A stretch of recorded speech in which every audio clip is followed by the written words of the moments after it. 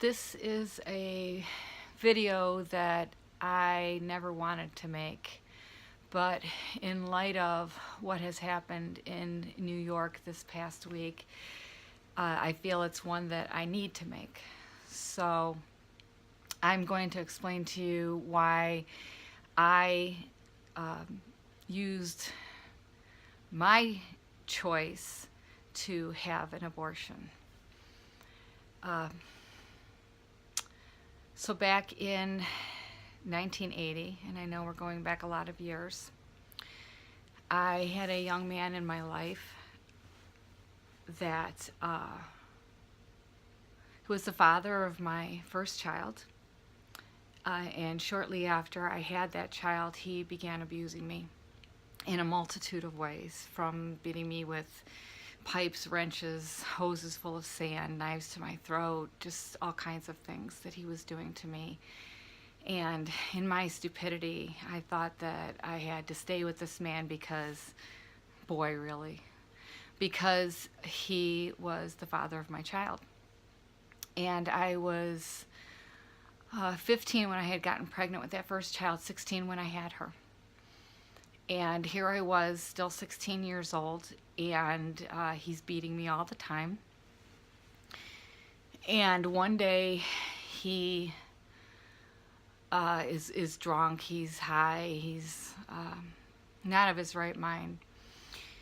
And he beats me to the ground and takes my clothes from me. And I'm not going to get into a lot of details about that, but I begged him to not do to me what he was doing because of the fact that I knew that it was that time of the month for me, and I already had a child, and I was already the shame of my whole family, and my grandparents weren't talking to me still at that point. And my father, I knew he loved me, but I could see it in his eyes, that I wasn't that little girl to him anymore that I used to be. So he raped me, and I was begging him, not to get me pregnant. And after he was all done with me, he said, "Take that one was a boy." And he spoke it over me, and sure enough, I was pregnant again. So here I was, 16 years old, and I was not allowed to go to school back then.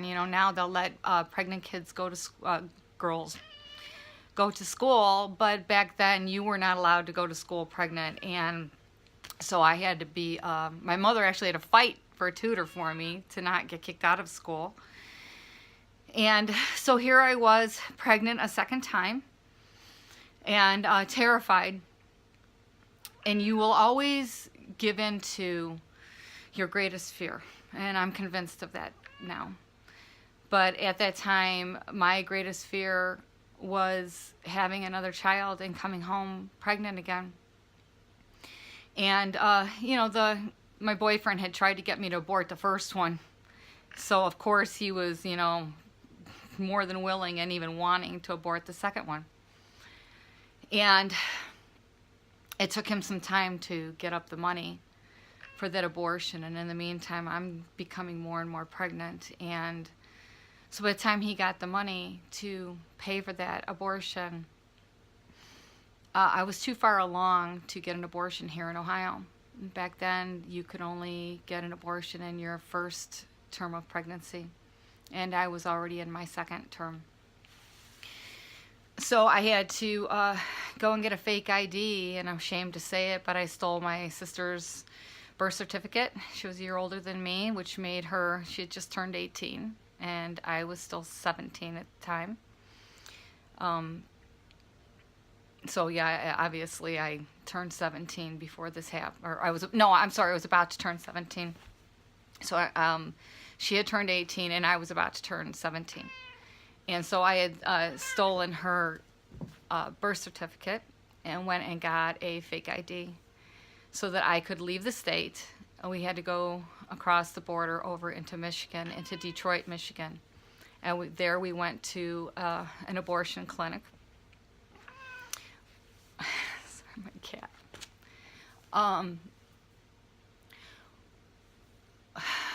when we arrived there, they put me in a room that was filled with other young women that were having abortions, and they also were past their first term, so they were in their second and third term, and the majority of the women in that room were in their third term of pregnancy, and so they were having to have a saline abortion. So they were all writhing in pain and crying out because they were having the labor pains and having to go through, you know, everything that you would go through when you have a child. But their children were being born dead. And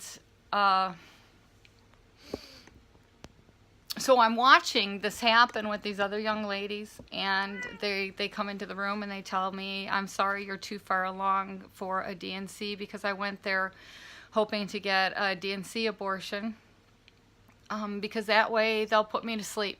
And if they put me to sleep, then I can pretend like I didn't do it. You see, because if I'm not awake, it's not real. So as long as I don't have to be awake, then, you know, it's somehow it's going to be okay. So they come back and they tell me, well, you're too far along, you have to have the saline. And I told the nurse, I said, well, if I have to go through the whole labor and everything, well, forget it. I'm just going to have this child. And so I got up to leave, and she said, well, wait a minute. And she said, let me talk to the doctor. And so she went and talked to the doctor, and she came back. And why I waited, I don't know, but I did. And again, greatest fear, right? I waited.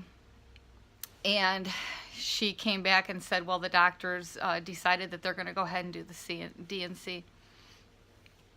And I really believe that, you know, that they wanted my child's body. They wanted my child's parts. So they were willing to do whatever it took to get that, and they weren't going to let me walk out. So I didn't leave. I didn't walk out, and I stayed. And they put me to sleep, and I woke up from the surgery, and in my mind, it didn't happen. And, sorry, I can't.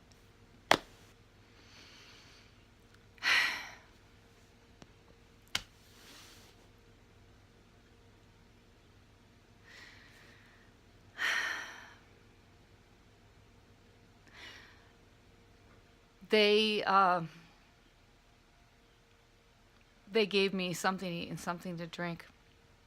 Afterwards, told me I couldn't leave until I had something in my system.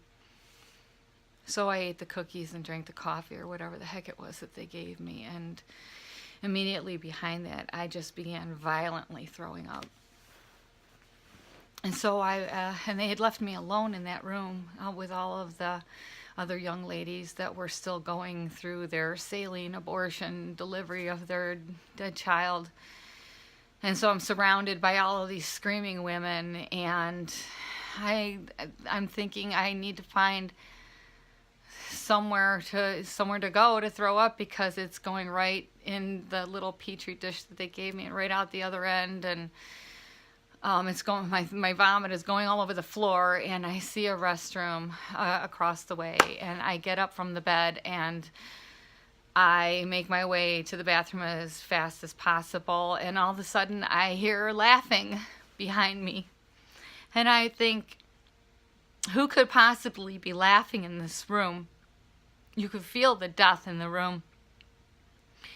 And I turned around and looked, and there was my supposed boyfriend with his friend standing there, and they're pointing at me and laughing, or they're pointing behind me and laughing. And I'm thinking, what are they pointing at? And I turn around and I look behind me, and here the clinic did not bother to put any kind of protection on me, and I was still bleeding from the abortion, and I had left a trail of blood behind me from the bed to the bathroom.